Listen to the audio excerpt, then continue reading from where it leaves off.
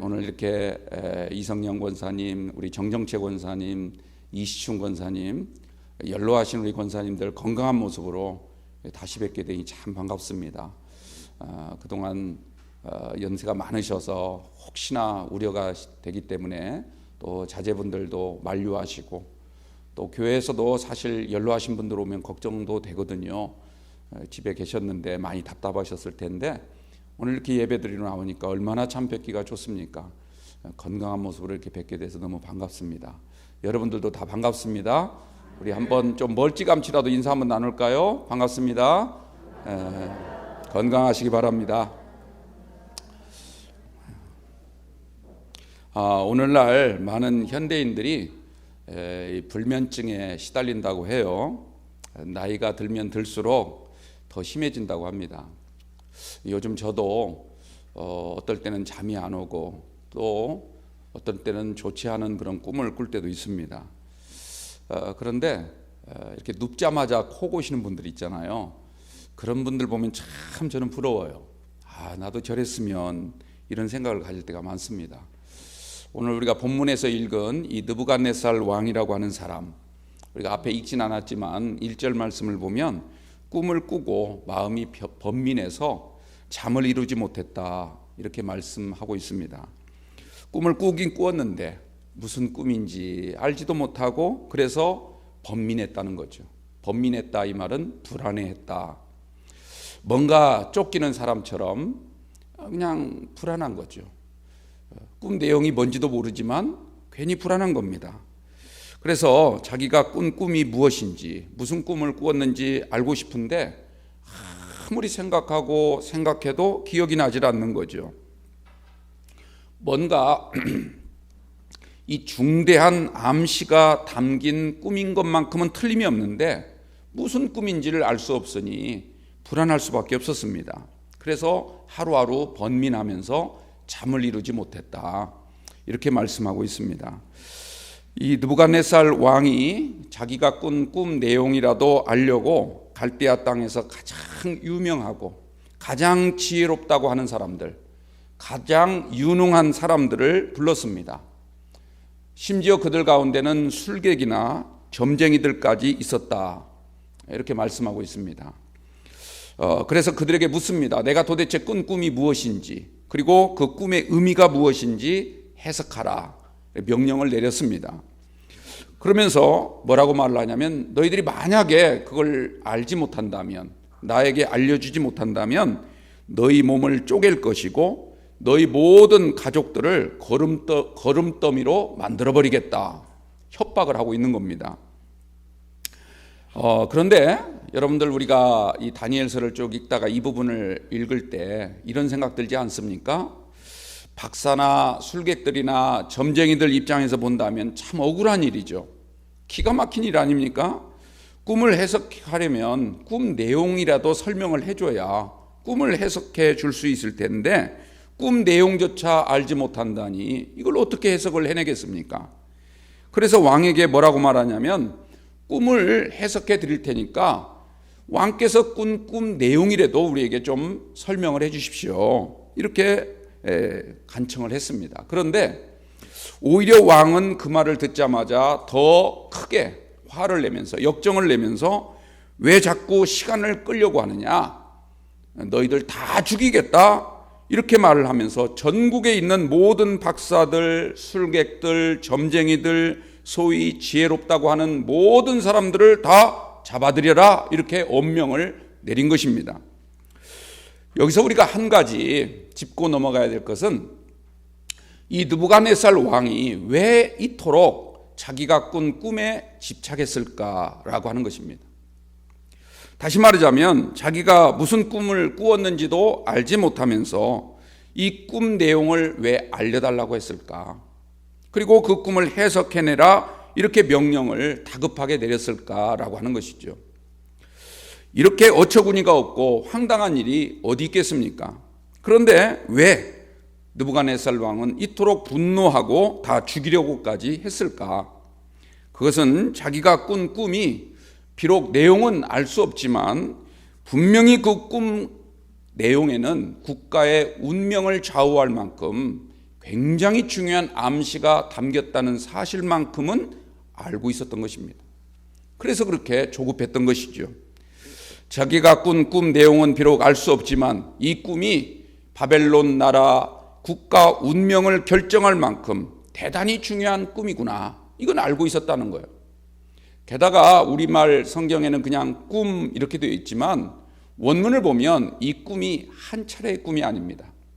여러 번 꾸었던 꿈이다, 꿈들이다, 이렇게 설명하고 있습니다. 그러니까 똑같은 꿈을 계속 반복해서 꾸었는데도 불구하고 깨기만 하면 꿈이 생각이 나질 않는 거죠. 분명히 여기는 중요한 암시가 계속적으로 나타난 것임에도 불구하고 꿈 내용조차 알지 못하니 얼마나 답답했겠습니까? 그래서 바벨론 땅의 모든 지혜로운 자들, 계시를 푸는 그런 사람들을 다 불러 모아놓고 지금 다그치고 있는 겁니다. 너희들은 최고의 지혜를 가졌다고 여기면서, 너희들은 계시를 푼다는 사람들이라고 그렇게 자부하면서, 너희들 스스로는 신적인 능력이 있다고 자랑까지 하면서 이렇게 중요한 꿈 당연히 알아야 될 거 아니냐는 것이죠. 이 나라가 어떻게 될지 걱정하는 마음이 있다면 당연히 이 꿈 내용을 너희들이 해석해낼 줄 알아야 될 거 아니겠느냐, 이렇게 지금 말하고 있는 것입니다. 그럼에도 불구하고 그들은 국가가 주는 녹을 꼬박꼬박 받아먹으면서 국가의 가장 중요한 중대사에 대해서는 아무것도 알지 못하는 이 부분을 지금 느부갓네살 왕이 추궁하고 있는 것입니다. 그런데 바로 그 순간에 다니엘이 근위대장인 아리옥에게 가서 한 말이 오늘 우리가 읽은 본문 말씀입니다. 시간을 달라. 그러면 반드시 왕이 꾼 꿈을 해석해 드리겠습니다. 이렇게 말을 했습니다. 그 말이 오늘 16절에 나오는 이야기죠. 여러분들, 다니엘이 시간을 달라 이렇게 요청한 이유가 무엇입니까? 시간을 끌어보려고요. 그래서 왕의 분노가 누그러뜨릴 때까지만 숨어 있어 보자, 이런 목적을 가지고 시간을 달라고 했습니까? 아니면 적당한 기회가 생기면 도망을 치려고, 그래서 자신의 살 길을 도모하기 위해서 시간을 달라, 이렇게 한 것이 아닙니다. 그렇다면 다니엘은 왜 시간을 달라고 했을까요? 그 이유가 오늘 본문 17절과 18절에서 말씀하고 있습니다. 이에 다니엘이 자기 집으로 돌아가서 그 친구 하나냐와 미사엘과 아사랴에게 그 일을 알리고, 그 다음에 18절에 뭐라고 말합니까? 하늘에 계신 하나님이 이 은밀한 일에 대하여 불쌍히 여기사 다니엘과 친구들이 바벨론의 다른 지혜자들과 함께 죽임을 당하지 않게 하시기를 그들로 하여금 구하게 하니라. 기도하기 위해서 했다는 거죠. 기도하기 위해서. 다니엘은 확신했습니다. 하나님만이 해결해 주실 것입니다.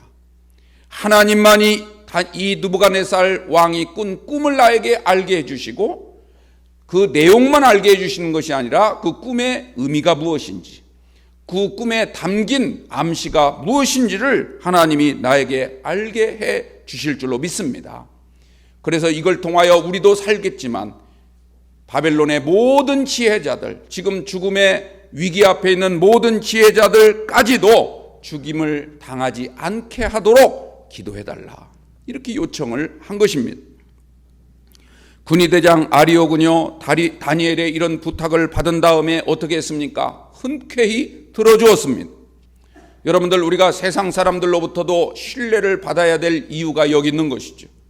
우리들끼리만 하나님을 믿는 것이 아니라 우리가 정말 하나님 믿는 사람으로서의 정직하고 다른 사람들에게 신뢰를 줄 만한 믿음으로 세상에서 살아가야만 세상도 교회를 믿어주고 교인들을 믿어주고, 그래 한번 해보십시오.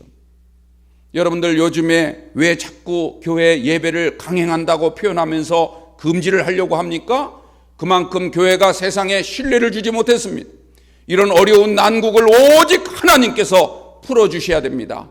이 믿음을 가지고 우리가 더욱더 적극적으로 주님 앞에 나오고 말씀을 우리가 붙잡고 하나님 앞에 기도하며 그 기도만이 이 나라를 구할 수 있다라고 하는 믿음, 이것을 세상 사람들에게 줬어야 되는데 아쉽게도 그러지 못했다는 것입니다.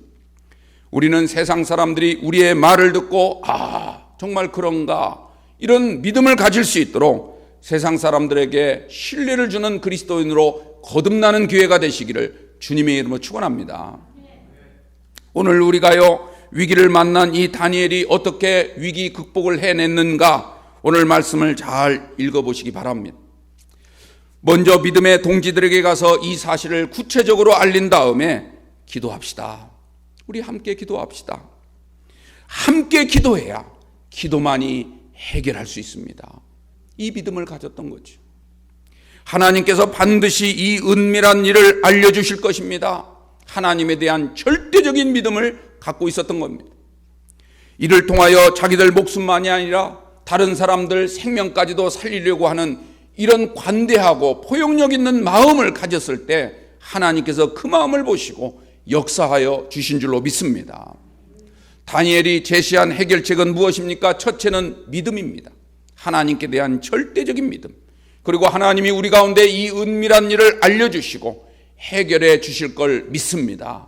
이 믿음이 오늘 이 시대, 이 코로나19의 난국시대에 우리 성도들 가운데 다시 한번 자리하게 되기를 주님의 이름으로 부탁을 드립니다.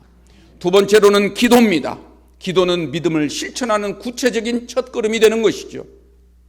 우리 함께 기도합시다. 우리만 살자는 것이 아니라 우리 모두 다른 사람들까지, 심지어는 바벨론 땅에 있는 지혜자들, 지금 목숨이 위태로운 그들까지도 우리가 살게 합시다. 이런 믿음을 가지고 기도하자고 요청한 겁니다. 오늘날 이 땅에 불어닥친 이 바이러스 문제도 어떻게 해결해야 될까? 여러분들 오늘 이 말씀 가운데서 해답을 구하시기를 주님의 이름으로 부탁을 드립니다. 과연 우리는 위기를 만났을 때 어떻게 사는가? 정말 하나님께 대한 절대적인 믿음을 가지고 더욱더 하나님 앞에 나아가 기도하기를 바랍니다. 사람들끼리는 거리두기를 할지라도 여러분들 하나님과 거리두기 하면 안 되는 거죠. 오히려 더 하나님 앞에 가까이 나아가서 주님의 도움을 받아야 되는 것입니다. 하나님만이 해결해 주실 줄 믿습니다. 하나님은 은밀한 것까지도 알게 해 주실 줄 믿습니다. 여러분들 여기 다니엘이 말한 은밀한 일, 오늘 다니엘이 그런 표현을 하죠. 이 은밀한 일이라는 단어가 이 성경 전체를 통해서 오직 다니엘서에만 나옵니다. 다니엘서에만. 다른 데 나오는 은밀한 일은 단어가 달라요. 여기서 말하는 은밀한 일, 이 다니엘서에 몇 번 나오냐면 무려 9번이나 나와요. 9번이나. 이 은밀한 일이라고 하는 것은 어떤 뜻이냐면 인간의 지혜나 능력으로는 풀 길이 없는 신비한 일이라는 겁니다. 하나님만이 갖고 계신 신적 지혜, 이런 뜻입니다. 여러분들 우리가 하나님께 기도하면 하나님께서 이런 지혜를 우리에게 주실 줄로 믿습니다. 하나님은 지혜로운 분이지만 그 지혜를 하나님만 갖고 계시기를 원치 않습니다. 우리 믿음의 성도들에게 그 지혜를 주기를 원하는 줄로 믿습니다. 그래서 그 지혜를 가지고 세상에 나가 담대하게 외치고 세상을 구하는 일에 바로 오늘 저와 여러분 쓰기를 원한다는 것을 기억하시기 바랍니다. 여러분들 기도가 무엇입니까? 보통 사람들은 기도하면 자신의 처한 어떤 문제, 이것을 해결하는 수단 정도로만 생각하는 경향들이 있어요. 뭐 틀린 이야기는 아니에요. 그러나 여러분들 기도라고 하는 참된 본질, 그것을 우리가 좀 더 깊이 생각할 필요가 있는 것입니다. 여러분들 기도는요, 문제 해결보다 더 중요한 것이 있습니다. 문제 해결을 위한 수단이기도 하지만 그러나 그보다도 먼저 우리가 생각해야 될 일이 있다는 거예요. 그것은 뭐냐면 우리 태도의 변화인 거예요. 기도를 통하여 내 삶이 변화되고 내 태도가 변화되고 내 마음가짐이 변화되는 것, 그것이 기도의 진정한 목적이라는 겁니다. 다시 말하자면 우리는 기도를 통하여 하나님을 변화시키기에 앞서서 내 자신이 먼저 변화되는 것, 이것이 기도하는 가장 중요한 이유라는 것입니다. 하나님께 문제를 해결해 달라고 간구하기에 앞서서 현재 나의 모습에 고쳐야 될 것이 무엇일까? 내가 믿는 신앙이 혹시 잘못되지는 않았는가?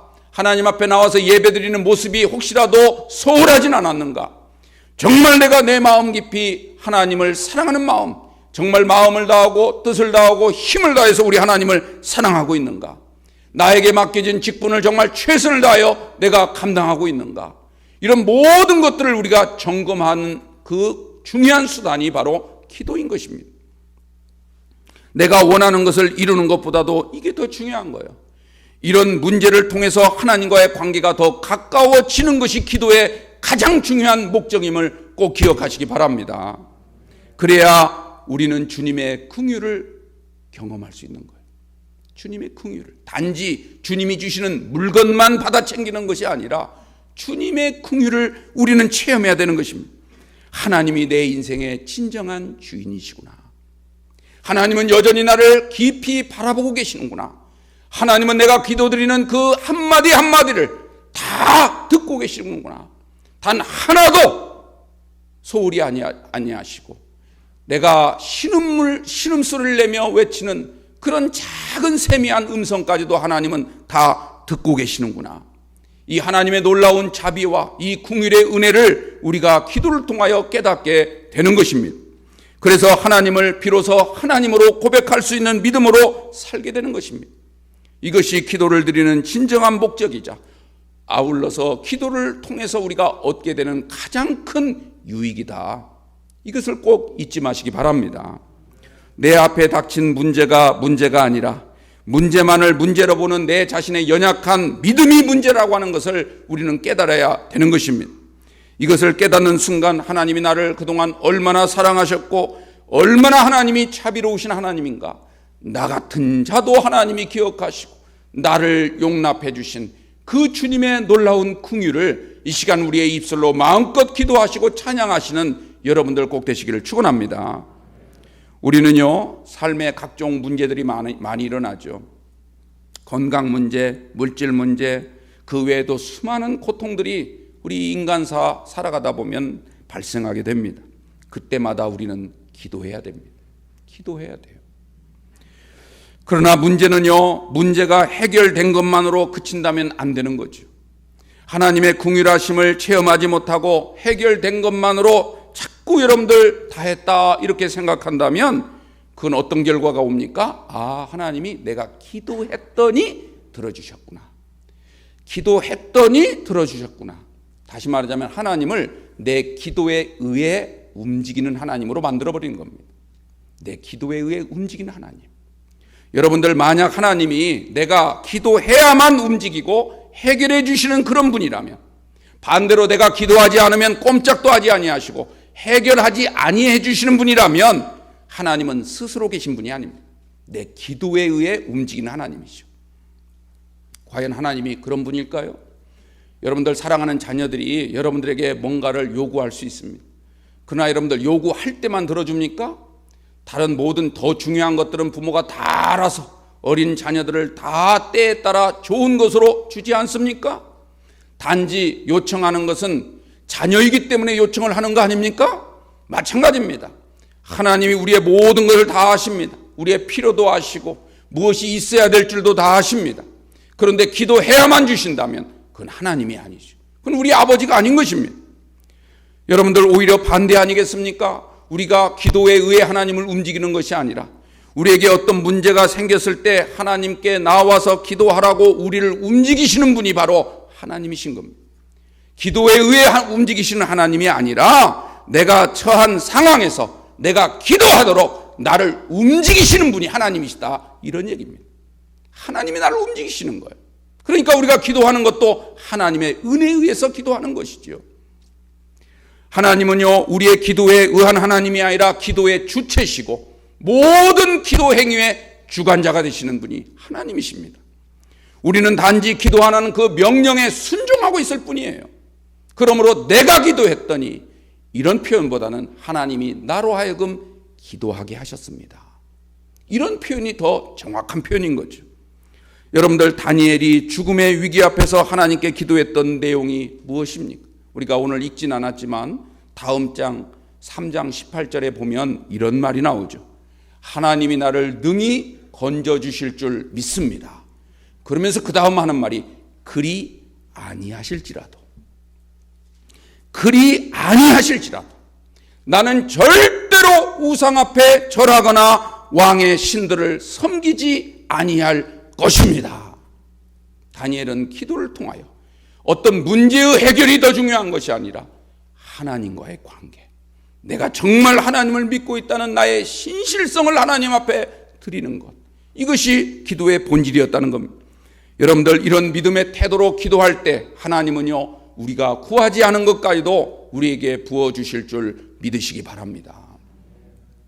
사랑하는 성도 여러분, 혹시라도 어려운 일이 생기면 기도해야 됩니다. 하나님께서 도와주심을 믿고 기도하십시오. 세상에 하나님의 도움이 필요 없는 사람이 어디 있겠습니까? 누구나 하나님께 도움을 받아야 되죠. 여러분들, 요나서라고 하는 성경이 있죠?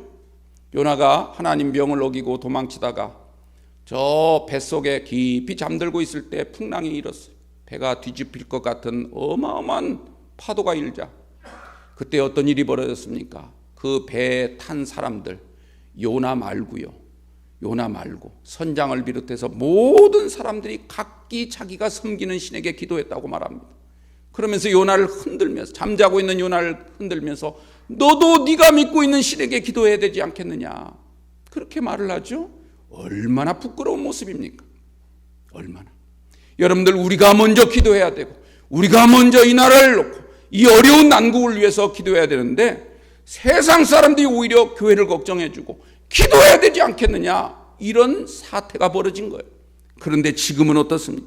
이보다 더 심한 거죠. 세상에 하나님의 도움 필요 없는 사람은 없습니다. 다 누구나 하나님을 안 믿더라도 하나님의 도움은 받기를 원하고 있습니다. 특별히 우리 그리스도인들은요, 세상이 주는 환난을 피할 수가 없습니다. 환난이 없다면 오히려 더 이상한 일이죠. 우리가 정말 하나님을 바르게 믿는다면 환난은 언제나 다가올 수 있는 겁니다. 우리가 이 땅에 사는 한 절대로 환난을 피할 수도 없고 피해서도 안 되는 것입니다. 그러므로 우리는 끝없이 기도해야 되는 겁니다. 하나님께 도움을 청해야 되는 거죠. 여러분들, 기도의 자리는 하나님의 긍휼이 있는 곳이고 하나님의 은혜가 임하는 곳인 줄로 믿습니다. 기도의 자리는 우리의 모든 망가진 것들이 회복되는 역사를 경험하는 것이 바로 기도의 자리인 것입니다. 여러분들이 하나님께 기도할 때 문제 해결받기를 원합니다. 그래서 여러분들 가지고 있는 모든 문제를 해결했다는 그 기쁨으로 하나님께 찬송하기를 원합니다. 그러나 여러분들, 그보다 더 중요한 것은 여러분들이 기도함으로 인해서 하나님의 긍휼을 체험하시기 바랍니다. 하나님이 나를 얼마나 사랑하시고 얼마나 나를 자비로운 눈길로 나를 얼마나 사랑하시는지, 그것을 여러분들 기도를 통하여 우리는 깨달아야 될 줄로 믿습니다. 이런 은혜가 회복되는 이 기회가 되시기를 주님의 이름으로 축원합니다. 또 하나, 오늘 이 본문 우리가 읽어보면 이 바벨론 나라, 특히 느부갓네살 왕을 통해서 인간 세상이 어떤 곳인가, 인간 세상의 정체 또는 인간 세상의 단면을 우리에게 잘 보여주고 있습니다. 인간 세상의 모습과 특징이 어떤 것인가를 아주 상징적으로 보여주는 본문인 것입니다. 인간의 힘과 권력으로 만들어진 세상 또는 인간의 술수와 오만으로 지배되는 이 세상이 어떤 특징을 가지고 있고 어떤 성격을 띠고 있는가, 이걸 우리는 깨달아야 되는 것입니다. 인간이 생각하고 다스리고 또 인간이 이 세상을 유지하려고 하는 그런 인간이 꿈꾸는 세상, 일단 이 세상은요, 철저하게 하나님 없이 살겠다는 겁니다. 하나님 없이 우리들만의 힘으로, 우리가 가진 지식으로 세상을 얼마든지 우리는 통치하고 유지할 수 있다, 이렇게 생각하는 것이 세상 권력의 속성인 것입니다. 하나님 없이 얼마든지 인간의 힘만으로, 인간의 지혜와 인간의 능력만으로 충분히 다스릴 수 있다, 이것이 또한 인간 세상의 꿈이자 최고의 비전인 것입니다. 그래서 서로 뜻을 모으고 지혜를 짜낸다면 얼마든지 가능하다, 이렇게 사람들을 부추기는 것이죠. 이것이 바로 무엇입니까? 제2의 바벨탑이죠. 사탄의 계략인 것입니다. 그러나 여러분들, 혹시 이거 아십니까? 지나온 세계 역사를 우리가 잘 읽어보면 인간의 힘이나 기술 또는 인간의 지혜가 최고조에 달했을 때마다 어떤 일이 일어났습니까? 전쟁과 전염병과 경제적 손실들이, 막대한 손실들이 일어나서 엄청난 후유증이 생기게 되었다는 것이 세계 역사가 증명해 주는 것입니다. 이로 인해서 막강하기만 했던 제국들이 한순간 무너져 내리고 새로운 질서로 재편된 경험들이 얼마나 많습니까? 성경에만 보더라도 애굽 나라가 그랬죠. 아수르라고 하는 나라, 또 오늘 본문에 나오는 바벨론, 더 나아가서는 헬라 제국, 페르시아, 로마 제국, 모든 나라가 가장 강력했을 때 가장 무서운 심판을 받았음을 기억하시기 바랍니다. 성경 외적인 증거도 얼마나 많습니까? 중국의 진나라가 그랬고, 유럽의 마케도니아가 그랬고, 수많은 제국들이 한순간 물거품처럼 사라지고 말았던 것입니다. 하나님이 한번 손을 대시니까 모두가 벌벌 떨면서 두려움 속에 빠지고 말았다는 사실을 역사가 증명해 주고 있습니다. 인간의 힘이나 기술, 인간의 지식이 극에 달할수록 여러분들 언뜻 보면 하나님이 무력해 보입니다. 아무것도 할 수 없는 분처럼 비춰집니다. 하나님이 마치 무서워 깊이 숨어버린 것처럼 그런 느낌을 갖습니다. 그래서 더 이상 하나님이 역사하지 않을 것처럼 생각이 듭니다. 아무런 능력도 없고 어떤 역사도 행할 수 없는 무기력한 하나님처럼 보인다는 겁니다. 그리스도인들도 무기력해 보이고 교회의 모습이 갈수록 더 초라해지게 보입니다. 그러나 반대로요, 세상을 바라보면 더 견고해 보이고 어떤 힘으로도 무너뜨릴 수 없을 만큼 강력하게 보입니다. 마치 하나님을 향하여 한번 해볼 테면 해보시오 라고 으름장을 놓는 것처럼 보입니다. 그러나 여러분들, 겉으로는 대단해 보이지만 세상은요, 약하디 약한 게 세상입니다. 한순간 무너지는 게 세상입니다. 세상 권력이고 인간의 지혜고 기술인 것입니다. 세상 권력자들은 모든 힘을 다 가진 것처럼 생각하고 마음만 먹는다면 얼마든지 못할 게 없는 것처럼 그렇게 나타나고 있지만, 그러나 이것은 그만큼 그들이 취약하다라고 하는 반증인 것입니다. 실제로는 불안하고 두려워합니다. 그래서 더 힘 자랑을 하려고 하는 겁니다. 더 지식 자랑을 하려고 그러고 더 기술을 앞세우는 그런 모습으로 나타나고 있는 것입니다. 문제는요, 이들이 자신들의 권력을 유지하기 위해서 하는 일이 무엇입니까? 자꾸 여론을 조작하는 거예요. 그리고 목매한 국민들을 현혹시킵니다. 자기들을 따라와야만 살 것 같다, 살 것 같이, 그렇게 미혹하는 것이죠. 반대로 하나님께 나가는 것은 미련한 것이고 어리석은 것이라고 말을 합니다.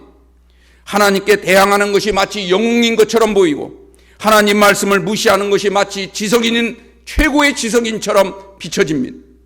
진리를 거스르는 것이 마치 뛰어난 지혜의 소유자인 것처럼 그렇게 보여주고 있습니다.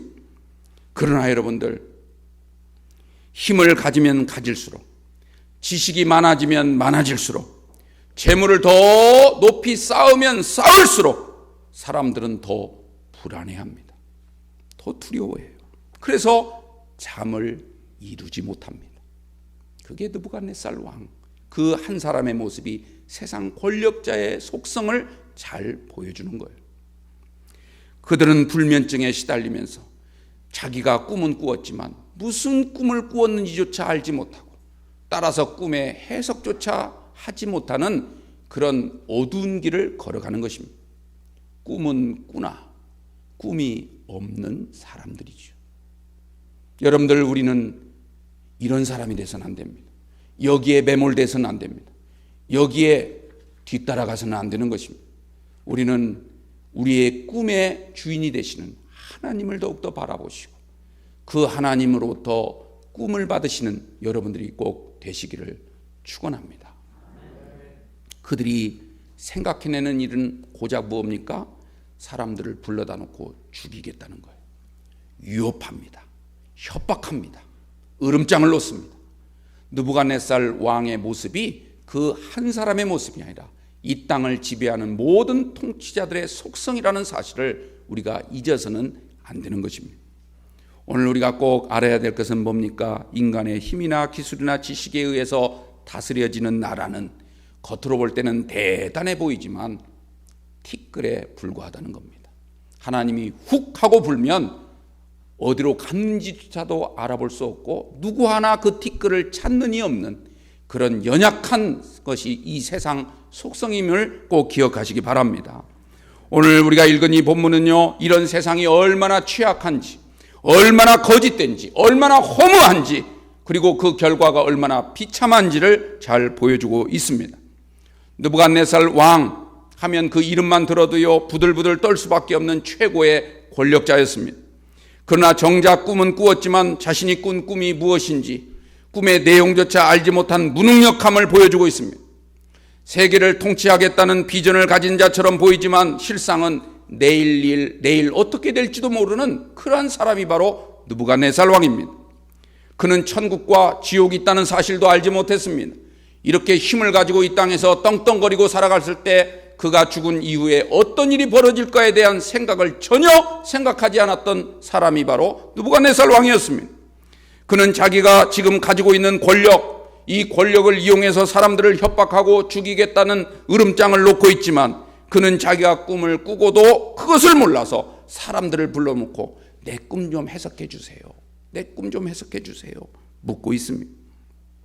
우리가 언뜻 보면 이 모습이 억지인 것처럼 보이지만 이 느부갓네살 왕은 이 억지를 합법적인 것처럼 그렇게 꾸며서 사람들을 향해서 공포감을 조성하고 결국 그의 포악함과 자기 교만에 빠진 하나님의 적대자라고 하는 사실조차 알지 못하고 지금 이 모습으로 우리에게 비춰지고 있는 것입니다.